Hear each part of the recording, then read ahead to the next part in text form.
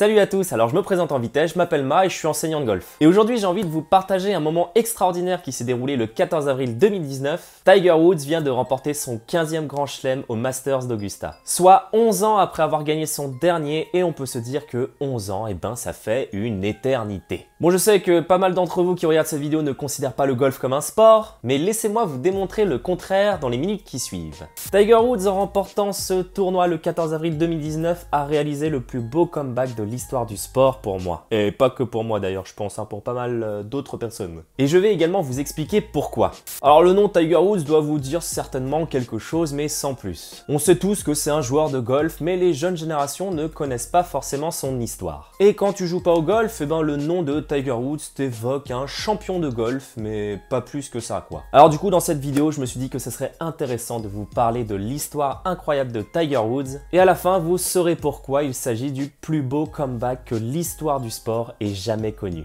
Bref, je vous laisse vous installer tranquillement sur votre canapé et nous partons à la découverte de l'histoire d'un des plus grands champions que notre planète ait connu, j'ai nommé Tiger Woods.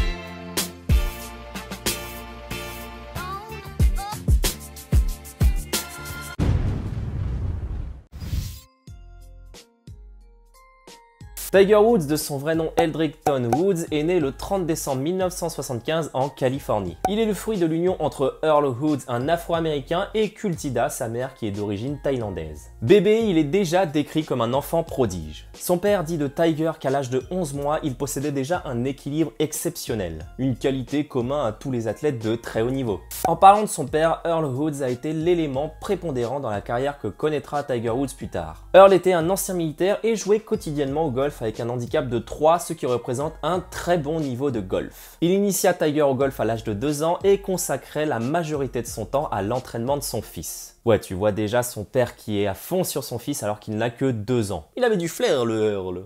À 3 ans, Tiger fait une apparition à la télévision dans l'émission de The Mike Douglas Show aux côtés du comédien Bob Hope. À l'époque, on le savait pas encore, mais les téléspectateurs ont littéralement assisté à la naissance d'un champion. À 5 ans, il apparaît dans le magazine Golf Digest, qui est le magazine référence dans le golf. À l'âge de 9 ans, il remporte le championnat du monde junior. À l'âge de 11 ans, il bat son père en face à face alors qu'il faisait lui-même de son mieux. Et à l'âge de 12 ans, Tiger Woods signait déjà des cartes sous le par. Faut avouer qu'il est précoce, le bougre. Vu de plus en plus comme un prodige, le Tigre domine absolument tous les joueurs de sa catégorie d'âge. À l'âge de 12 ans, il est déjà courtisé par l'université de Stanford. En 1990, à l'âge de 14 ans, Tiger remporte le championnat américain junior et le championnat du monde junior. À cet âge-là, il est déjà capable de porter la balle à plus de 270 mètres au drive, là où les meilleurs joueurs du monde de l'époque portaient plutôt la balle entre 210 et 220 mètres. Qu'on se remette juste un peu dans le contexte, mais à l'âge de 14 ans en tant qu'amateur, Tiger Woods frappait plus fort la balle que les meilleurs joueurs du monde à cette époque. What the fuck?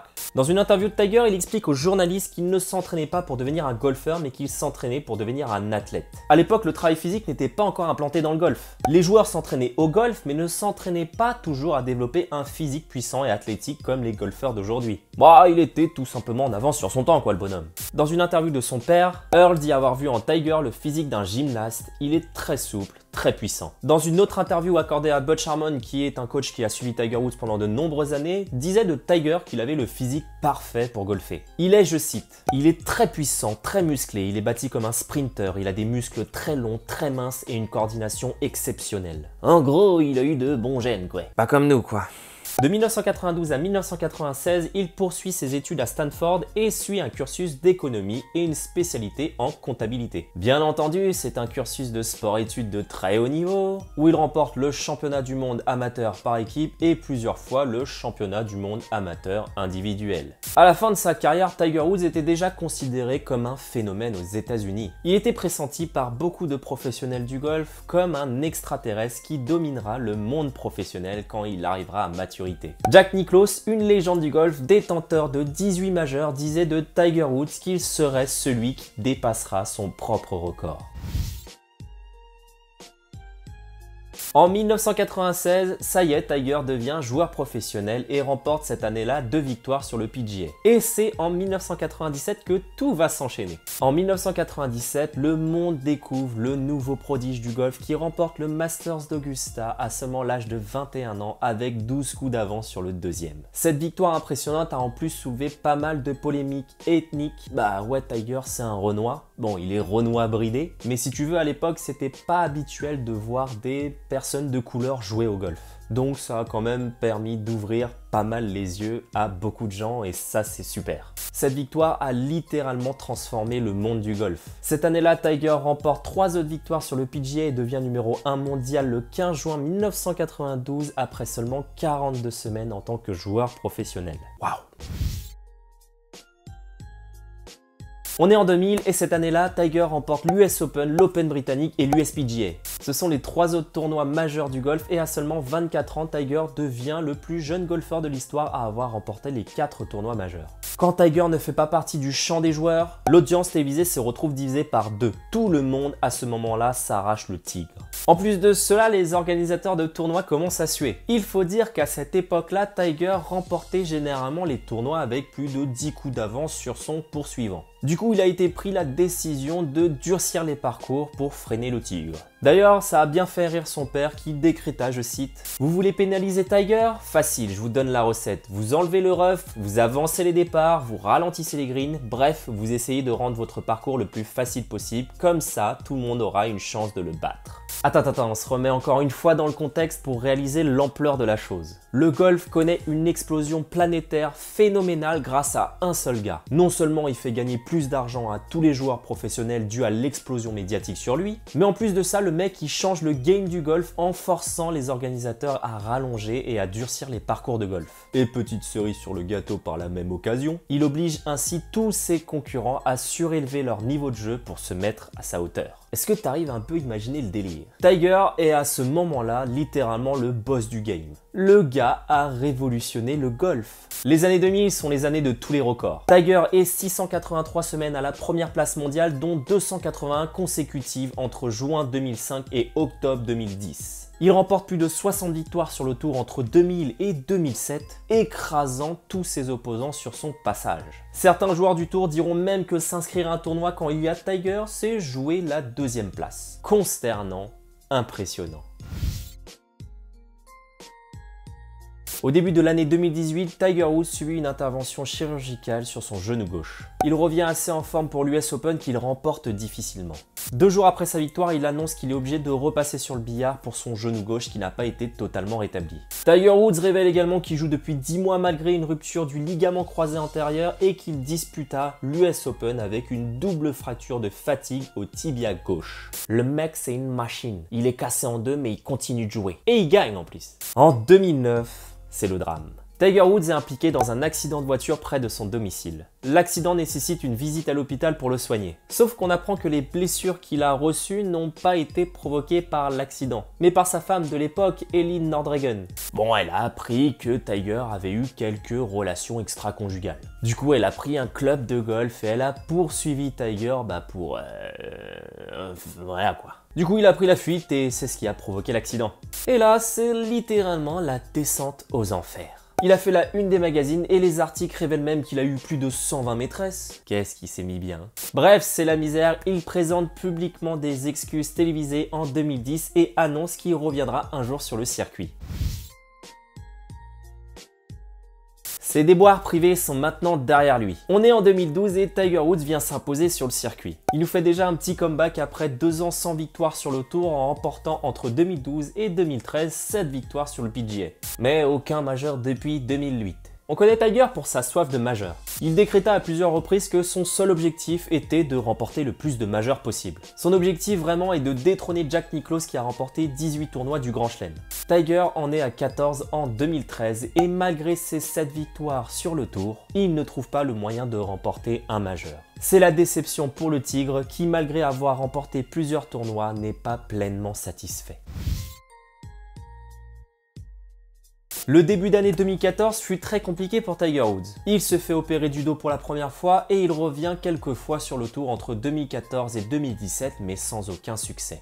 Son swing lui fait affreusement mal au dos. Il est souvent vu à la télé abattu par la douleur. Ses résultats sont complètement en chute libre et il n'arrive plus à jouer. De 2014 à 2017, le Tigre subit 4 opérations du dos et il est contraint d'arrêter la compétition pendant cette période.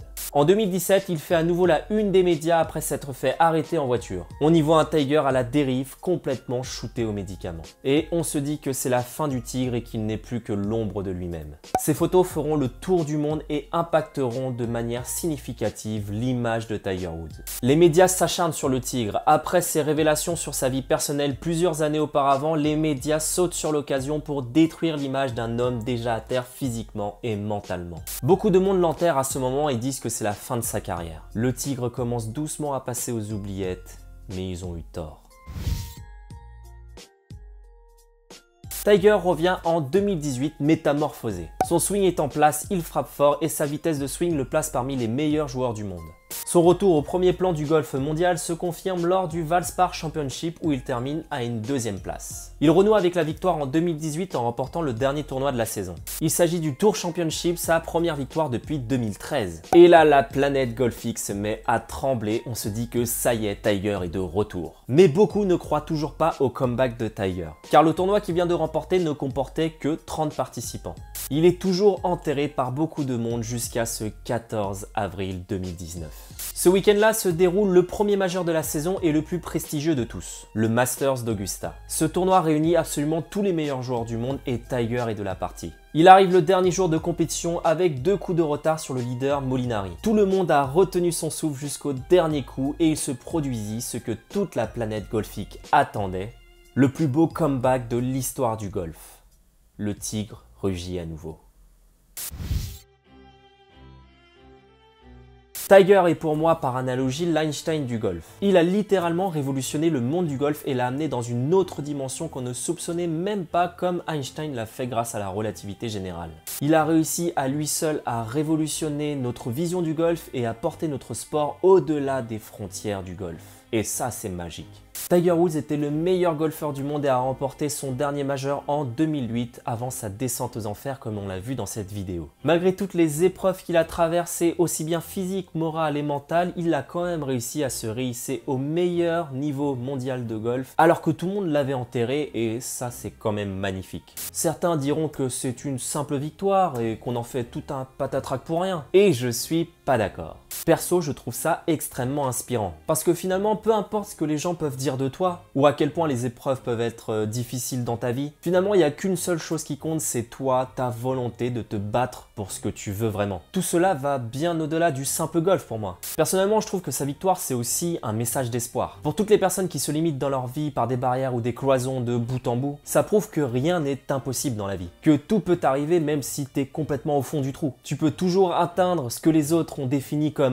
impossible pour toi, mais pas pour toi. Alors vas-y, fonce et réalise tes rêves. Alors pour moi, non, ce n'est pas qu'une simple victoire, c'est vraiment une leçon de vie. Bref, je finirai cette vidéo par ce message d'espoir que Tiger a apporté à beaucoup d'entre nous. Enfin, moi je l'ai traduit de cette façon, hein. Je suis peut-être le seul, je sais pas.